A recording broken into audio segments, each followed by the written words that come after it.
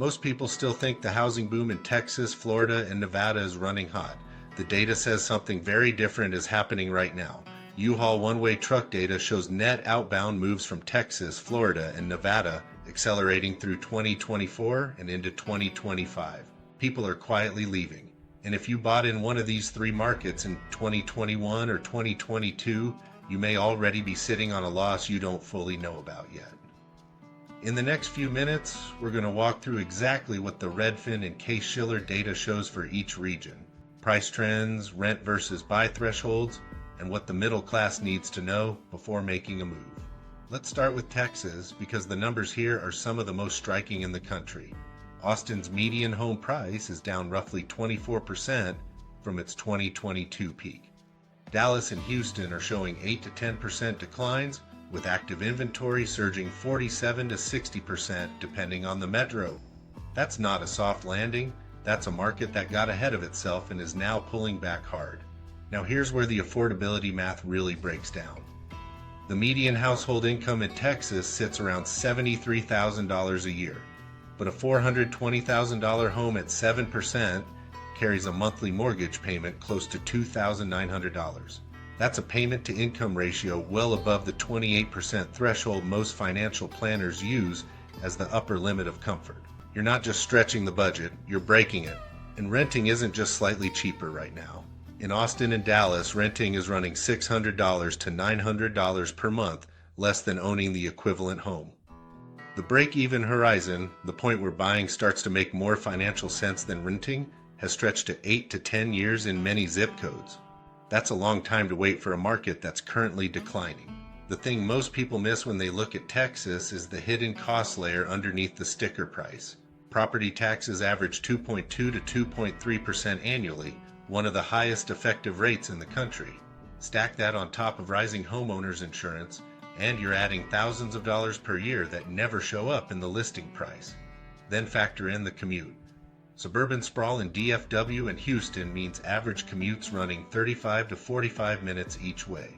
When you price in fuel, tolls, and vehicle wear, that's roughly $400 to $600 per month in real transportation costs that most buyers never include in their ownership calculation.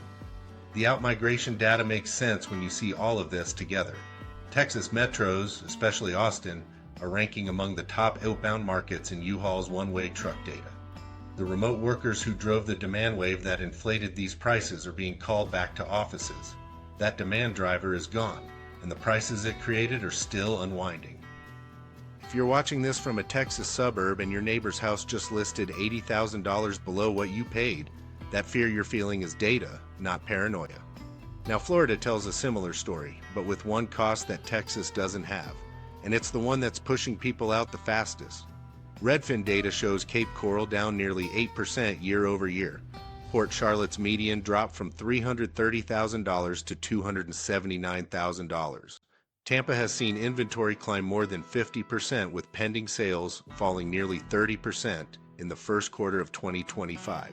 These are not small moves, but the defining factor in Florida isn't the price decline, it's the insurance crisis. Homeowners in coastal zones are now paying $7,000 to $10,000 annually for homeowners insurance. In some cases, the insurance premium alone exceeds the mortgage payment. Let that sink in. You buy a home and the cost to insure it is larger than the cost to finance it. Run the full ownership math on a $350,000 home in Tampa or Cape Coral at 7% with $8,000 in annual insurance costs, and your total monthly ownership cost pushes past $3,200. Local median household incomes sit around $58,000 to $65,000. That math simply doesn't work for most middle-class families. South Florida is ranking among the top moved-out metros in both PODS and U-Haul data.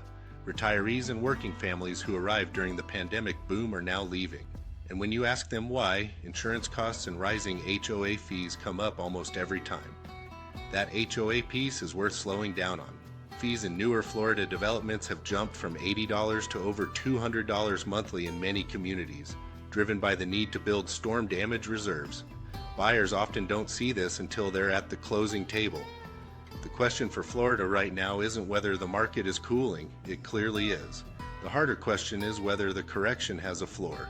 And based on current data, that floor isn't clearly visible yet. Nevada rounds out this picture, but with a different driver.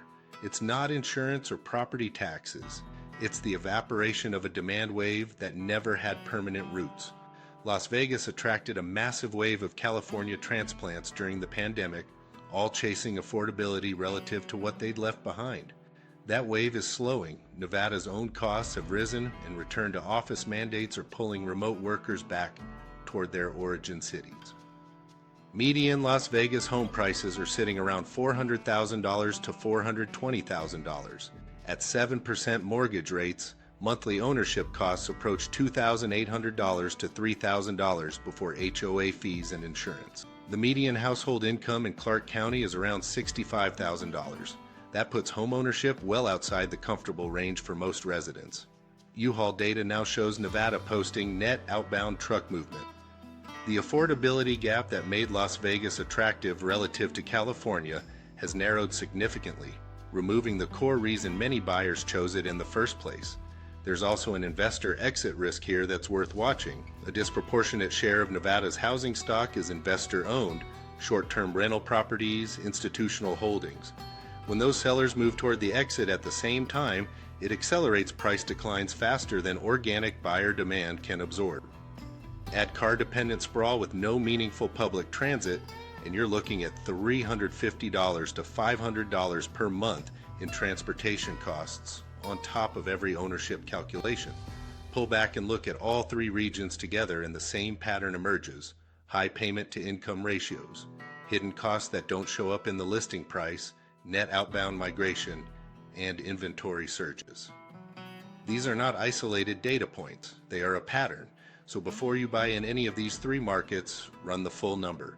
Mortgage payment, property tax, insurance, HOA, and commute costs together. Then divide by your gross monthly income. If that number is above 40%, the math is working against you, not for you. The three warning signs are consistent across Texas, Florida, and Nevada. Payment to income ratios above 35%, hidden costs that never appear in the listing price, and more people leaving than arriving. If you're already in one of these markets, the data suggests patience over panic. Corrections normalize, but timing a bottom is harder than it looks. If this kind of breakdown helps you plan smarter, hit the like button and let us know in the comments which city we should analyze next.